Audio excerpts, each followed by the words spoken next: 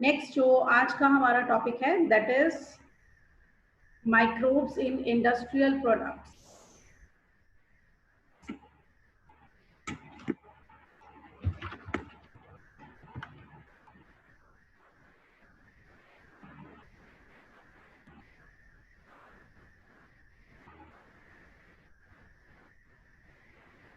Last lecture में हमने किया था कि माइक्रो ऑर्गेनिजम्स को हम हाउस होल्ड जो भी सब्सटेंसेस हैं, चाहे वो एडिबल हैं जिन्हें हम खा सकते हैं या एडिबल नहीं हैं, उन सब में हम कहाँ पर यूज़ कर सकते हैं। और आज के लेक्चर में हम पढ़ेंगे कि हम इंडस्ट्री में इन सबको कहाँ पर यूज़ कर सकते हैं, माइक्रो ऑर्गेनिजम्स को क्या क्या प्रोडक्ट्स हम बना सकते हैं। तो इंडस्ट्री में ऐसे प्रोडक्ट्स बनाने के लिए हमारे पास जो है बहुत बड़े बड़े कंटेनर्स होते हैं जिन्हें हम बोलते हैं फर्मेंटर्स और बायोरिएक्टर्स।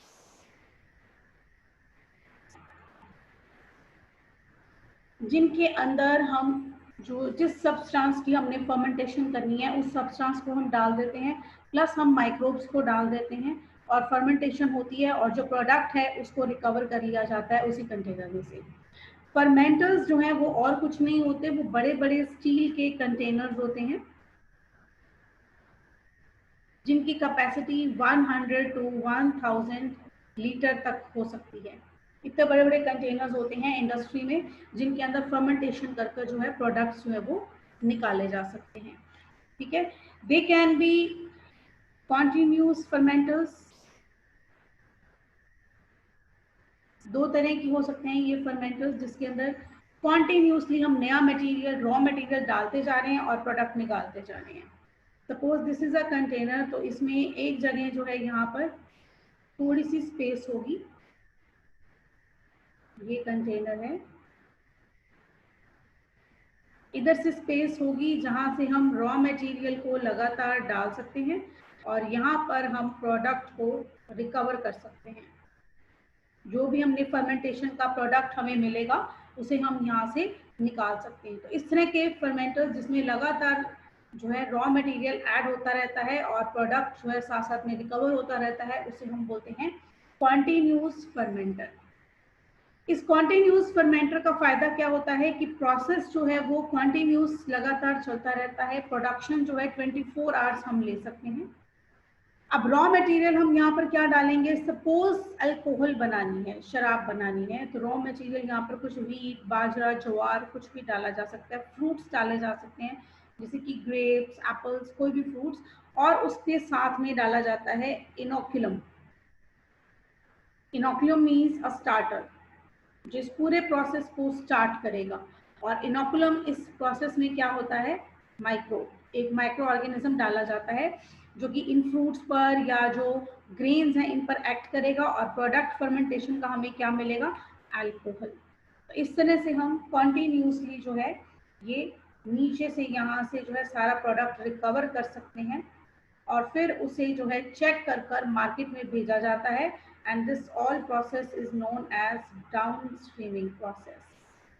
किसी भी प्रोडक्ट को रिकवर करके, रिफाइन करके, यानी कि छान कर, उसको तैयार कर कर, पैक कर कर, उसको क्वालिटी टेस्ट के बाद मार्केट में उतारना, ये सारा प्रोसेस आ जाता है डाउन स्ट्रीमिंग के अंदर। अब जब ये प्रोसेस चल रहा होता है फर्मेंटेशन का कॉन्टिन्यूस, उस टाइम पर ये जरूरी नहीं है कि जैसे हमने कोई भी कार्बोहाइड्रेट डाला जो क्या है हमारा रॉ मटेरियल, और प्रोडक्ट में हमें अल्कोहल मिल गया, इथेनॉल मिल गया। कार्बोहाइड्रेट से अल्कोहल या इथेनॉल बनने में बीच में कई सारे प्रोडक्ट्स बनते हैं और उन प्रोडक्ट्स को हम बोलते हैं मेटाबॉलिक या मेटाबोलाइट्स, मेटाबॉलिक इंटरमीडिएट्स या मेटाबोलाइट्स।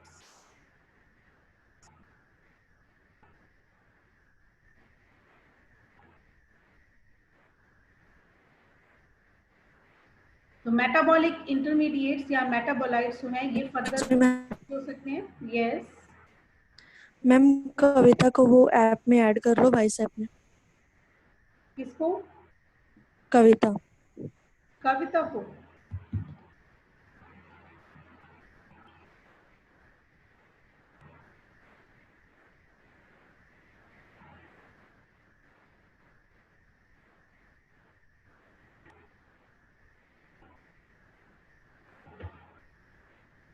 अब उसको बोलो ज्वाइन कर ले, मेरे पास आ जाएगा, ठीक है, ज्वाइन कर सकती है। तो प्राइमरी एंड सेकेंडरी दो तरह के मेटाबोलाइट्स जो हैं बीच में बनते हैं। प्राइमरी मेटाबोलाइट्स क्या है? डायरेक्टली, जो डायरेक्टली जो है माइक्रोबियल एक्टिविटी से प्रोडक्ट्स बनेंगे, कि माइक्रो ऑर्गेनिज्म डाला और डायरेक्ट जो प्रोडक्ट बन गया वो क्या हो गया? Primary metabolite. जैसे कार्बोहाइड्रेट से अल्कोहल बन गया तो अल्कोहल हो गया प्राइमरी मेटाबोलाइट। मेटाबोलाइट इसको क्यों कहेंगे? क्योंकि अल्कोहल को भी हम आगे और भी इसका ब्रेक डाउन कर सकते हैं हम चाहें तो। और सेकेंडरी मेटाबोलाइट क्या हो गए? कुछ स्पेशलाइज्ड प्रोडक्ट्स, स्पेशल प्रोडक्ट्स जो कि बीच में बनते हैं, विच आर इंटरमीडिएट, बीच में बनते हैं। ना तो वो स्टार्टिंग वाला प्रोडक्ट है और ना ही वो एंड वाला प्रोडक्ट है, उसके बीच में जो प्रोडक्ट्स हैं दे आर सेकेंडरी और इंटरमीडिएट मेटाबोलाइट्स। जैसे कि एंटीबायोटिक्स, एंटीबायोटिक्स भी बड़ी बड़ी जो कंपनियां हैं जो बनाती हैं, इंडस्ट्री में बनाती हैं, वो इसी तरह से फर्मेंटर्स के अंदर ही बनते हैं। आपने जैसे +1 में प्लांट किंगडम पढ़ा था, आपने जो है इतने वो मोनेरा, प्रोटिस्टा, फंजाई ये सब पढ़े थे। उन सब में जगह जगह उनकी इकोनॉमिक इंपॉर्टेंस में कई जगह आता था कि they are used to prepare antibiotics. तो एंटीबायोटिक्स क्या होते हैं? बेसिकली जैसे आपको टाइफाइड हो जाए, किसी को कोई भी प्रॉब्लम होती है, सर्जरी होती है, गला खराब है, फीवर है, तो डॉक्टर आपको एक दवाई देते हैं जो आपको 3 दिन या 5 दिन लेनी होती है। तो वो जो दवाई है वो क्या होते हैं? They are antibiotics. एंटीबायोटिक्स मतलब ऐसी मेडिसिन जो कि बैक्टीरिया पर एक्ट करती हैं। वायरस पर इनका कोई असर नहीं होता, दे एक्ट ऑन बैक्टीरिया। तो ये बैक्टीरिया के अगेंस्ट काम करने वाली, हमने जैसे ह्यूमन हेल्थ एंड डिजीजेज में पढ़ा कि हमारे अंदर एंटीबॉडीज होती हैं जो कि आगे चलकर बाहर से आने वाली जितनी भी माइक्रो ऑर्गेनिजम्स हैं उनके साथ लड़ती हैं। तो अगर हमारी बॉडी एबल नहीं है, इन बाहर से आने वाले जर्म्स या बैक्टीरिया से हमारी बॉडी नहीं लड़ सकती है, हमारी बॉडी वीक है, हमारी एंटीबॉडीज कम है, तो हम एंटीबायोटिक्स लेते हैं। एंटीबायोटिक्स क्या करते हैं? ये हमारी बॉडी के जो WBCs हैं, जो हमारी इम्यूनिटी के सेल्स हैं, उनके साथ मिलकर काम करते हैं। तो इससे जो है हमारी इम्यूनिटी और ज़्यादा बढ़ जाती है, यानी कि बीमारियों से लड़ने की ताकत बढ़ जाती है। जस्ट लाइक कि हमने अगर हम किसी से नहीं लड़ पा रहे हैं तो हम किसी और की हेल्प करें, या कोई कंट्री जो है अगर उसके पास अपनी फोर्स इतनी नहीं है तो वो किसी दूसरी कंट्री से हेल्प लेती है, उसकी सेना मंगवाती है। तो ऐसे ही बाहर से जो हम सेना मंगवा रहे हैं जर्म से लड़ने के लिए, दे आर एंटीबायोटिक्स। ये एंटीबायोटिक्स भी एज सेकेंडरी प्रोडक्ट्स जो है हमें मिलते हैं फर्मेंटेशन से ही। इसके अलावा फर्मेंटेड बेवरेजेस, बेवरेजेस क्या होते हैं?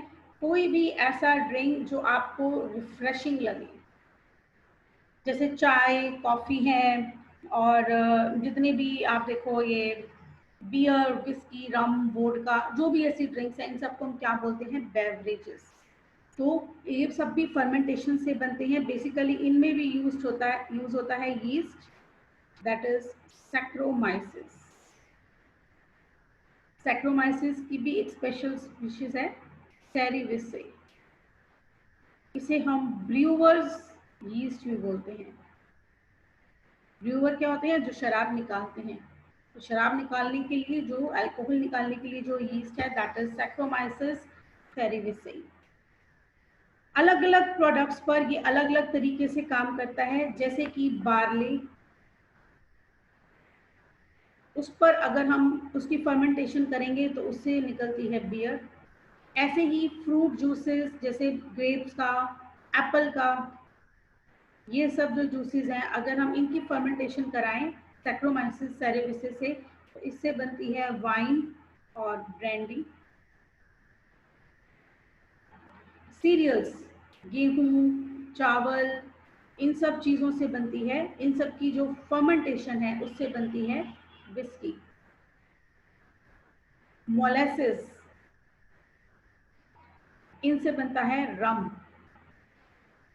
राइस, चावलों से बनता है सेक। सेक भी एक तरह की ये वोडका टाइप की अल्कोहलिक ड्रिंक होती है। और बड़ी हैरानी की बात होगी कि पोटैटो से बनता है वोडका। आलू से उसकी फर्मेंटेशन करते हैं, उसको मैश कर कर उसमें जो है बैक्टीरिया सॉरी ये यीस्ट जो सैक्रोमाइसिस ऐड कर दिया जाता है और उससे बनता है वोडका। कैश्यू काजू से बनता है फैनी, ये गोवा में बहुत चलती है कैश्यू फैनी, काजू की फैनी या एप्पल की फैनी। इसमें अल्कोहल की अमाउंट बहुत ही कम होती है, इसीलिए इसको जो है अल्कोहलिक ड्रिंक में हम ऐसा नहीं मानते कि ये कोई अल्कोहल कंज्यूम कर रहा है। तो ये वहाँ पर एक नॉर्मल सी ड्रिंक होती है फैनी, जो कि काजू की फर्मेंटेशन से निकाली जाती है। ठीक है, तो सबसे पहले है बियर। सब कुछ आपको बताएंगे, पहले आपको सारे बता दिया कि ड्रग्स कौन कौन सी होती हैं। अब शराब कितनी तरह की होती है ये भी आपको सारा +2 बोर्ड में पता चल जाएगा। बियर के अंदर अल्कोहल का कंटेंट कम होता है, ओनली 3 to 6% अल्कोहल होता है बियर के अंदर। और किससे बनती है ये? बार्ले से, बार्ले से निकलती है बियर। तो किया क्या जाता है, बार्ले जो है उसके ग्रेन्स को, जो उसके दाने होते हैं उसको क्रश किया जाता है, तोड़ दिया जाता है। तोड़कर उसको जो है एक लिक्विड फॉर्म में, माल्ट फॉर्म में, एक सेमी सॉलिड सा पेस्ट सा उसका जो है वो बना लिया जाता है। फिर इस पेस्ट के अंदर सैक्रोमिसिस सेरेविसे नाम का ये यीस्ट जो है वो ऐड करते हैं और फिर इसको जो है हम छोड़ देते हैं ऐसे। कुछ दिनों बाद इसमें से जो है अल्कोहलिक स्मेल आएगी और बियर तैयार हो जाएगी। लेकिन इसको एज इट इज नहीं यूज करते, इसको बाद में फिल्टर किया जाता है, फिल्ट्रेशन की जाती है, डिस्टिलेशन की जाती है। तो बाजार में जो बियर आती है वो एकदम क्लियर होती है, दिखने में साफ होती है, ट्रांसपेरेंट होती है, उसके आर पार देख सकते हैं, क्योंकि उसको डिस्टिल कर कर हम यूज करते हैं। सेकेंड जो है नेक्स्ट इज वाइन। वाइन हमने पढ़ा जो फ्रूट जूसेस से बनती है।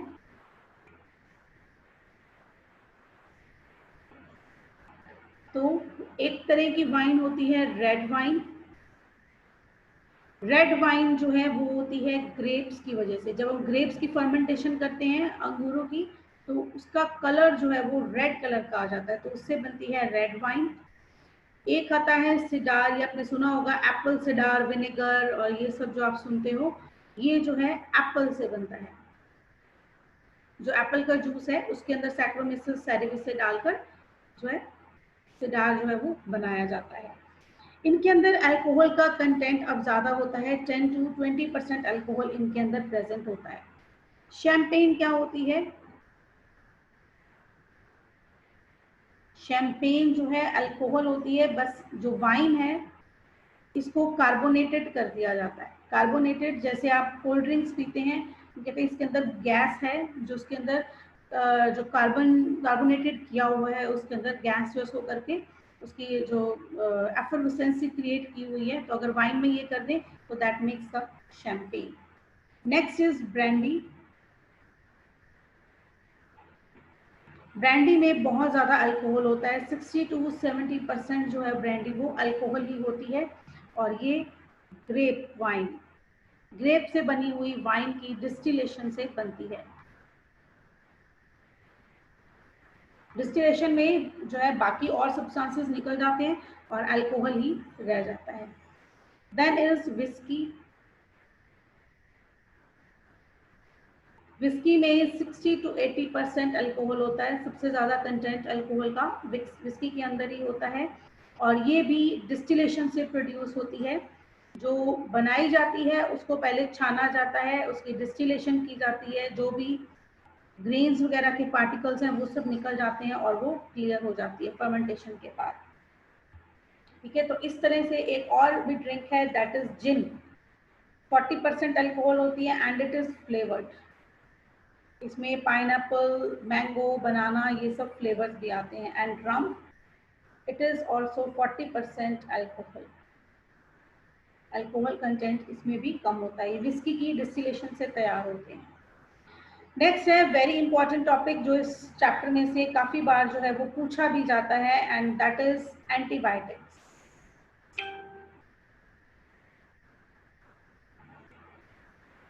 एंटीबायोटिक्स क्या होते हैं? एंटीबायोटिक्स हमने अभी पढ़ा, they are the secondary metabolites.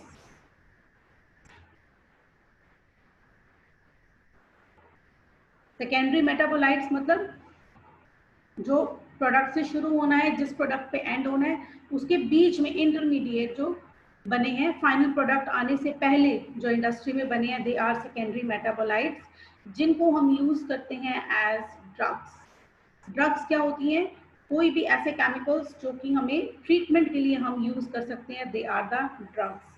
Basically antibiotics बनाने के लिए भी हम क्या यूज कर रहे हैं? Micro organisms. माइक्रो ऑर्गेनिजम्स को ही यूज कर हम एंटीबायोटिक्स भी बनाते हैं। एंटीबायोटिक्स क्या करते हैं? दे किल द पैथोजेंस। पैथोजन हमने पढ़ा हुआ है, डिजीज कॉजिंग ऑर्गेनिज्म को ये किल कर देते हैं without harming the host. Host को नुकसान पहुंचाए बिना, जो भी माइक्रो ऑर्गेनिज्म उसके अंदर डिजीज कर रहा है उसको किल कर देना। Term antibiotic was given by Waksman. Waksman एक साइंटिस्ट थे जिन्होंने एंटीबायोटिक जो है टर्म निकाली थी, लेकिन जो पहला एंटीबायोटिक था, एंटीबायोटिक डिस्कवर किसने किया था? वो किया था अलेक्जेंडर फ्लेमिंग ने।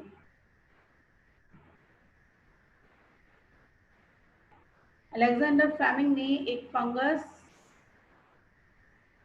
पेनिसिलम में से फर्स्ट एंटीबायोटिक जो है एक्सट्रैक्ट किया था, दैट इज पेनिसिलिन। आज भी ये एंटीबायोटिक बहुत ही स्ट्रॉन्ग माना जाता है और यूज होता है। हमने चैप्टर 4 रिप्रोडक्टिव हेल्थ में जितनी भी सेक्सुअली ट्रांसमिटेड डिजीज थी उनके ट्रीटमेंट में पढ़ा था कि एंटीबायोटिक कौन सा यूज होता है? पेनिसिलिन। ठीक है, 5 तरह की क्लासेस होती हैं एंटीबायोटिक्स की। 5 क्लासेस में हम एंटीबायोटिक्स को डिवाइड कर सकते हैं। फर्स्ट होते हैं बीटा लैक्टम्स, जिसके अंदर आ जाती है पेनिसिलिन। ये according to their chemical composition है, केमिस्ट्री के पॉइंट ऑफ व्यू से कैसे दिखेंगे उस हिसाब से इनके नेम है। अमीनोग्लाइकोसाइड्स,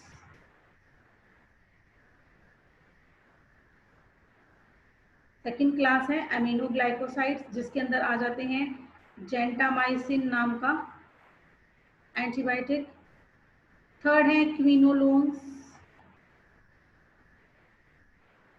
क्विनोलोन्स में आ जाती हैं ओफ्लॉक्सासिन, एमॉक्सिसिलिन,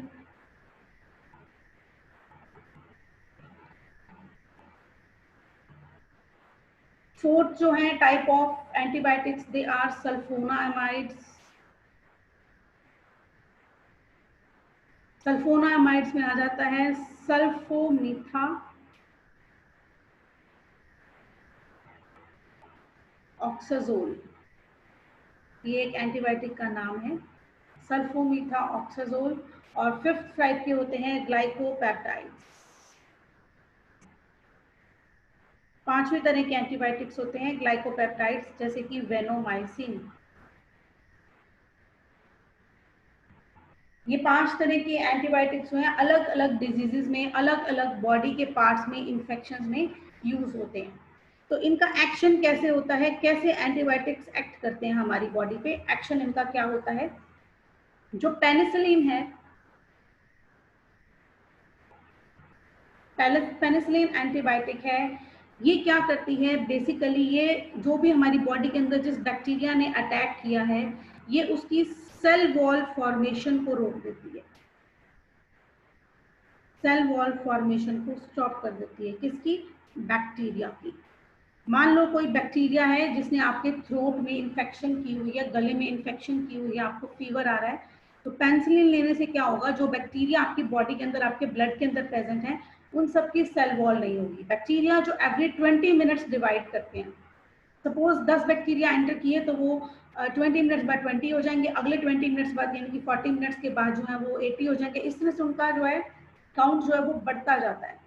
तो नए जो बैक्टीरिया बन रहे हैं, पुराने जो है वो तो इन्फेक्शन कर चुके हैं, जिस उनकी एक लाइफ साइकिल है, एक लाइफ टाइम है, वो खत्म हो जाएंगे, लेकिन नए जो बनेंगे उनकी सेल वॉल नहीं बनेगी। और अगर बैक्टीरिया के पास सेल वॉल नहीं हो तो उसका जेनेटिक मटेरियल कुछ भी प्रोटेक्टेड नहीं होगा, ना उसकी कोई शेप होगी, और आसानी से फिर ये मेडिसिन उसको किल कर देती है। इस तरह से पेनिसिलिन जो है वो बैक्टीरिया पे एक्ट करती है। दूसरा तरीका क्या होता है? जैसे एक एंटीबायोटिक होता है इराइथ्रोमाइसिन, जैसे हमने जेंटामाइसिन किया, उसी के जैसा एंटीबायोटिक है इराइथ्रोमाइसिन क्या करता है, हमने पढ़े +1 में पढ़े थे राइबोसोम्स। यूकेरियोटिक सेल के राइबोसोम्स क्या होते हैं, ATS टाइप के। ATS टाइप में 50S जो है वो लार्जर सब यूनिट और 40S जो है वो स्मॉलर सब यूनिट होती है। तो ये लार्जर सब यूनिट वाला, इस तरह से लार्जर और स्मॉलर सब यूनिट मिलाकर बनता है एक राइबोसोम। तो ये जो लार्जर सब यूनिट वाला राइबोसोम है 50S वाला, इसको इनहिबिट कर देती है, यानी कि ये राइबोसोम अब फंक्शन नहीं करता। राइबोसोम का फंक्शन क्या होता है, अगर 50S अपना काम नहीं कर रहा तो वो 40S से नहीं जुड़ पाएगा, और अगर 50 और 40S नहीं जुड़े तो 80S राइबोसोम नहीं बनेंगे। और राइबोसोम्स क्या होते हैं, they are the site of protein synthesis, protein बनाने का काम करते हैं। मतलब अब ये बैक्टीरिया नया प्रोटीन नहीं बना पाएगा। नया प्रोटीन मतलब नए बैक्टीरिया के सारे ऑर्गन्स, जैसे आपने सेल डिवीजन में किया था, डीएनए अपनी कॉपी बनाता है और डीएनए रेप्लिकेट होता है और फिर उससे जो है सारी सेल की ऑर्गेनेल्स नई बन जाती हैं। अब ऐसा कुछ भी नहीं होगा। तो इस तरह से इराइथ्रोमाइसिन क्या करता है, राइबोसोम्स को इनएक्टिवेट कर देता है, उनकी फंक्शनिंग को इनहिबिट कर देता है।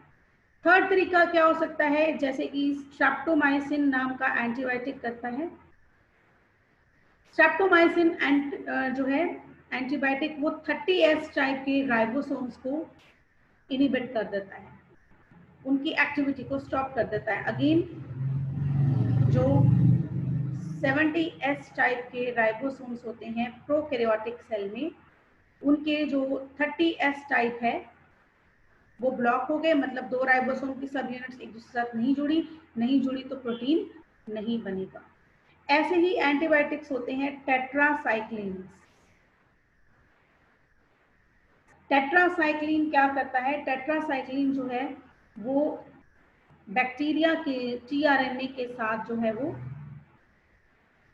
और राइबोसोम्स को एक साथ जो है जुड़ने से रोकता है।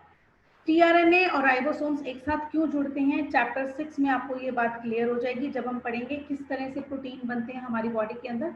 तो जब हमारी बॉडी ने या किसी भी लिविंग ऑर्गेनिज्म की बॉडी ने प्रोटीन बनाना है तो उसके राइबोसोम्स क्या है, एक फैक्ट्री है, एक जगह है जिसके ऊपर प्रोटीन बनेंगे। ठीक है, कैसे बनेंगे, रॉ मटेरियल से। उनमें से एक रॉ मटेरियल क्या है प्रोटीन बनाने के लिए, ट्रांसफर आरएनए, एक तरह का आरएनए है। तो ये आरएनए इस साइड पर पहुंचे ही ना, फैक्ट्री वाली जगह पर पहुंचे ही ना रॉ मटेरियल, तो रॉ मटेरियल नहीं पहुंचेगा तो प्रोडक्ट नहीं बनेगा। इस चीज को रोकते हैं टेट्रासाइक्लिन्स नाम के एंटीबायोटिक। एक और एंटीबायोटिक है क्लोरएम्फेनिकोल।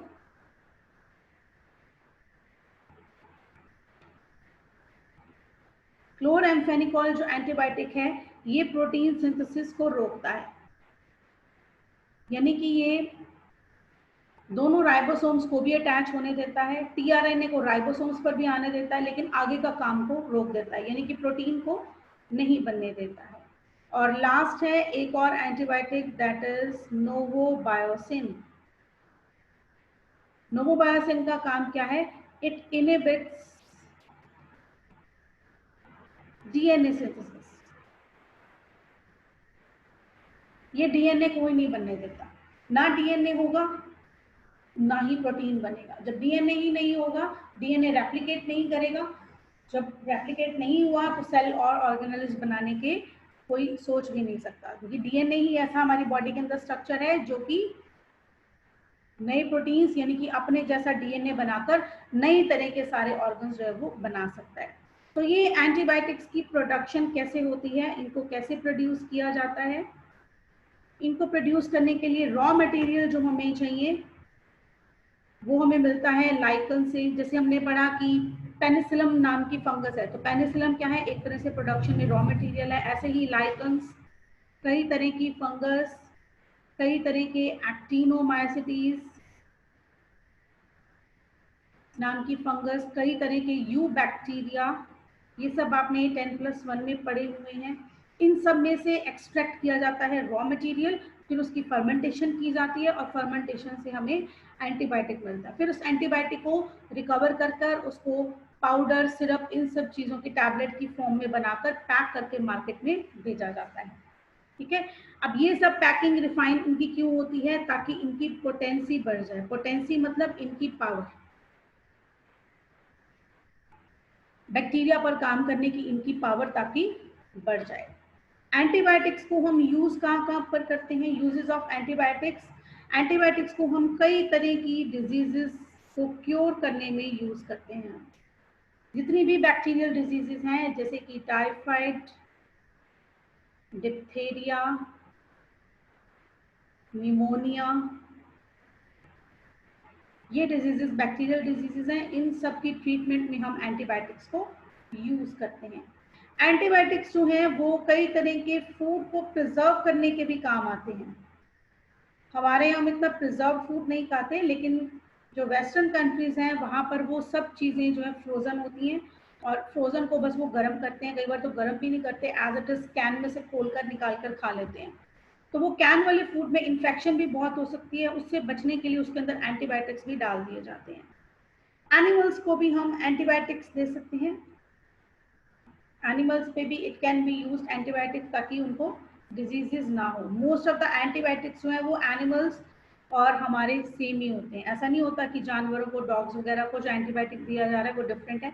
अगर वही सेम बीमारी हमें होती है तो हमें भी वही एंटीबायोटिक दिया जाता है, सेम तरीके से एक्ट करते हैं। लेकिन इन जो एंटीबायोटिक्स हैं इनकी कुछ लिमिटेशंस भी हैं। यानी ऐसा नहीं कि आपने एंटीबायोटिक खा लिया और पक्का ही आप ठीक हो ही जाएंगे, इनकी कोई लिमिटेशंस नहीं है। सबसे पहली लिमिटेशन क्या है? They are not effective against virus. Virus के अगेंस्ट ये नहीं काम कर सकते, क्योंकि हमने पीछे जो है एक्शन पढ़ा था एंटीबायोटिक्स का, सारा एक्शन क्या है? सेल वॉल फॉर्मेशन रोकना, बैक्टीरिया की राइबोसोम्स की फंक्शनिंग को रोक देना, टीआरएनए को रोक देना, प्रोटीन सिंथेसिस रोक देना, डीएनए सिंथेसिस रोक देना। अब ये सारा चीजें जो हैं वो वायरस के अंदर तो होती ही नहीं है। तो एंटीबायोटिक जाकर क्या काम करेगा? वायरस के पास सेल वॉल भी नहीं होती, तो वो कैसे उस पर काम करेगा एंटीबायोटिक? इसीलिए वायरस के अगेंस्ट एंटीबायोटिक कोई काम नहीं करते। दो कंडीशंस हैं, एक तो होता है डेफिशिट और एक है एक्सेस। मोस्टली ऐसा होता है कि डॉक्टर आपको कोई दवाई देते हैं, आप बीमार पड़ते हैं, हाँ जी ये दवाई सुबह शाम 5 दिन ले लेना। आप उस दवाई को 2 से 2.5 दिन लेते हो, आप ठीक हो जाते हो, बुखार उतर गया, गला ठीक हो गया, वीकनेस दूर होगी, अब मैं चलने लायक हो गया, अब दवाई की जरूरत नहीं है, यू स्टॉप टेकिंग मेडिसिन। तो ये क्या हो गया? डेफिशिट। अगर आपको 3 दिन की या 5 दिन की मेडिसिन दी है तो वो आपकी इन्फेक्शन को देखकर दी गई है कि कितनी ज़्यादा सिम्टम्स हैं, कितनी इंटेंसिटी के सिम्टम्स हैं, उस हिसाब से ही उतनी ज़्यादा टाइम के लिए आपको मेडिसिन लेने की ज़रूरत है। मतलब आपकी बॉडी के जो इम्यून सिस्टम के सेल्स हैं, हमने जो पढ़े थे टी लिम्फोसाइट्स, बी लिम्फोसाइट्स, वो सब अकेले काम नहीं कर पा रहे। तो जितने दिन आप एंटीबायोटिक खाओगे वो उनको एक एक्स्ट्रा सेना मिल गई उस बैक्टीरिया को खत्म करने के लिए। अगर आपने लड़ाई 2.5 दिन में बंद कर दी उनकी, तो फिर से अकेले लड़ाई में कौन रह गए? बी और टी लिम्फोसाइट्स, जो पहले अकेले लड़ नहीं पा रहे थे। 2.5 दिन में लड़के उन्होंने काफी बैक्टीरिया खत्म कर दिया और आपने दवाई लेनी बंद कर दी। इसका रिजल्ट क्या होता है? 7 दिनों बाद आपको फिर से हल्के हल्के वही सेम सिम्टम्स आने लगते हैं। और मोस्ट ऑफ द पीपल क्या करते हैं, अब ये जो 2 से 2.5 दिन की बची हुई मेडिसिन है, अब वो सोचते हैं कि ये मेडिसिन ले लें, लेकिन वो मेडिसिन अब इफेक्ट नहीं करती, क्योंकि बैक्टीरिया उसके लिए रेजिस्टेंट हो गए। उनको पता चल गया कि ये दवाई इस तरह से आई थी, ये वाले जो है एंटीबायोटिक आया था और इसने इतने हमारे बैक्टीरिया मार दिए थे। जो बच गए उनके अंदर रेजिस्टेंस पैदा हो जाती है कि इस एंटीबायोटिक से किस तरह से बचना है। बैक्टीरिया अपने बाहर वॉल बना लेते हैं। जब तक आप एंटीबायोटिक लोगे 2-2.5 दिन, तो वो अपने अगेंस्ट वॉल बना लेते हैं, ना एंटीबायोटिक उनके अंदर जाता है ना वो डेड होते हैं। जैसे एंटीबायोटिक का असर खत्म, बैक्टीरिया की वॉल टूटती है और अब पहले से भी ज्यादा बैक्टीरिया आते हैं, यानी कि पहले से भी ज्यादा आप बीमार हो सकते हो। या दूसरा केस क्या होता है, आपको 5 दिन की दवाई दी गई है, आप 6 दिन, 7 दिन, 8 दिन ले लेते हो। इस केस में भी क्या आपकी इम्यूनिटी कम हो जाती है। अगर एंटीबायोटिक ज्यादा हो जाएगा तो टी लिम्फोसाइट्स और बी लिम्फोसाइट्स अपना काम कम कर देंगे, उनकी डिपेंडेंसी बढ़ जाएगी कि बाहर से कोई आएगा और लड़ लेगा, हमें काम करने की जरूरत नहीं है। तो दोनों ही केस में एंटीबायोटिक काम नहीं किया गया। इस तरह से आपको जो भी है ये प्रिस्क्रिप्शन जो है वो किसी क्वालिफाइड डॉक्टर से ही लेनी चाहिए, जिसको डोजेस के बारे में मालूम हो। ऐसे नहीं, मोस्ट ऑफ द पीपल क्या करते हैं, केमिस्ट के पास जाते हैं। केमिस्ट का काम होता है कि डॉक्टर ने जो लिखा है वही चीज पकड़ाना, उसको नहीं मालूम कि उसका एक्शन क्या है, किस डिजीज में देना है। तो गलत तरीके से अगर आप ये एंटीबायोटिक खाते हैं तो आपकी इम्यूनिटी जो है वो वीक हो जाती है। जब सच में कभी सीवियर बीमार पड़ोगे तो कोई एंटीबायोटिक जल्दी से काम नहीं करेगा। Always avoid self medication. जैसे आप सोच लेते हो कि मेरी फ्रेंड बीमार हुई थी, उसको भी छींकें आ रही थी, उसको भी खांसी आ रही थी, उसको भी बुखार था, तेरी वाली दवाई मुझे दे दे, मैं भी वही खा लेती हूँ। ऐसा नहीं होता, हर एक की बॉडी अलग होती है, हर एक की इन्फेक्शन भी डिफरेंट हो सकती है। तो उसके लिए आपको सेल्फ मेडिकेशन, अपने आप मेडिसिन नहीं लेनी है, ठीक है। तो इसके लिए प्रॉपर डॉक्टर से, क्वालिफाइड जो डॉक्टर है उसी से ही आपको मेडिसिन लेनी चाहिए। तो इस तरह का सिस्टम जो है इट शुड बी अवॉइडेड। तो ये हैं एंटीबायोटिक्स किस तरह से काम करते हैं, किस तरह से करते हैं। सो हमें इसका यूज कैसा करना चाहिए, एंटीबायोटिक्स का यूज होना चाहिए जुडिशियस। जुडिशियस मतलब बहुत सोच समझ कर, ऐसे नहीं कि अब हल्का फुल्का भी हुआ तो पहले से मेडिसिन ले ली, एंटीबायोटिक ले लिया, पिछली बार डॉक्टर ने यही दी थी, प्रिस्क्रिप्शन संभाल के रख ली और फिर से वही दवाई ले ली। ऐसा नहीं होना चाहिए। जब जरूरत है, when ever it is necessary, तभी मेडिसिन लेनी है, और जितनी डोज कही गई है उतनी ही डोज में वो मेडिसिन लेनी चाहिए। अगर आप किसी भी मेडिसिन का, एंटीबायोटिक का ओवर यूज करते हैं तो क्या होगा, ओवर यूज से हम ज्यादातर क्या करते हैं कि एक तो सेल्फ प्रिस्क्रिप्शन, अपने आप ही डॉक्टर बन जाते हैं। कभी किसी का सुना उनने वो फलानी दवाई ली थी, ठीक हो गया तो मैं भी ले लूँ, ये कभी नहीं होना चाहिए, ठीक है। ट्रैवलर्स, कई बार क्या होता है, अब जैसे कोरोना फैला हुआ है तो किसी ने कह दिया जी ये जो मलेरिया वाली मेडिसिन है ये काम आती है, क्लोरोक्विनीन। कोई ट्रैवल कर रहा है, यार मुझे कोरोना नहीं हो, तो पहले से ही वो क्विनीन खाई जा रहा है। तो कोरोना तो हो ना हो पता नहीं है, लेकिन वो क्विनीन के साइड इफेक्ट इतने ज्यादा है कि वो उससे बीमार पड़ जाएगा, ठीक है। इस ये जो ओवर यूज है, इस तरह से हम अलग अलग तरीके से जो लोग हैं इसको ओवर यूज करते हैं, अपने आप प्रिस्क्रिप्शन कर कर एक्स्ट्रा बिना बीमार हुए ही मेडिसिन लेकर। अगर हम ऐसा करते हैं तो हमारी इम्यूनिटी जो है वो आगे चलकर डाउन ही जाएगी, कम ही होती है। और किसी भी हाल में अगर आपको वायरल इन्फेक्शन है, जैसे आप सुनते हो कि सभी ही बीमार पड़ रहे हैं, वायरल इन्फेक्शन है, तो आपको एंटीबायोटिक नहीं लेना चाहिए, क्योंकि वो वायरस है और उसका एक लाइफ साइकिल है। उसने 7 दिन बाद, जैसे कोरोना वायरस की अब लाइफ है 14 डेज, 10 से 12 दिनों में लोग ठीक होने लगते हैं और 14 दिन में बिल्कुल रिकवर हो जाते हैं, क्योंकि वायरस अपने आप बॉडी के बाहर आ जाता है। सिंपल आपको जुकाम होता है तो उसमें भी आपको कुछ करने की जरूरत नहीं है, 3 दिन बाद, 72 घंटे बाद वो वायरस अपने आप बाहर आ जाएगा। एंटीबायोटिक लेकर आप सिर्फ अपनी इम्यूनिटी ही खराब करेंगे। लेकिन अगर आप जरा सा बीमार होते हो, डॉक्टर पास भाग के जाओगे तो डॉक्टर को मजबूरी में एंटीबायोटिक तो देना पड़ेगा, क्योंकि अगर आपको भरकर खूब सारी दवाइयां नहीं मिलेंगी तो आपको ऐसा लगेगा कि ये डॉक्टर अच्छा नहीं है। कोई डॉक्टर आपको तेज बुखार है, 101, 102, नाक बंद है, गला खराब है पूरी तरह से, और आपको डॉक्टर कह रहा है 3 दिन रुक जाओ, स्टीम ले लो, नींबू पानी पी लो और ठीक हो जाओगे, तो आप उस डॉक्टर पास दोबारा नहीं जाएंगे। तो इसीलिए पहले अपने आप जो है वायरल जो इन्फेक्शन है उसको सोचकर कुछ देर के लिए रेस्ट करें, गर्म पानी पिए, उससे ठीक हो सकते हैं। नेक्स्ट टॉपिक कल करेंगे हम, ठीक है। 2 डेज का और है ये चैप्टर, सैटरडे तक खत्म हो जाएगा, तो बीच में फिर मैं आपको 2-3 दिन ऑफ कर दूंगी, ठीक है, for your exams. So any doubt in today's lecture, कोई डाउट है तो बताएं बेटा। नो मैम, क्लास हो रही है, बस 40 मिनट्स की ही क्लास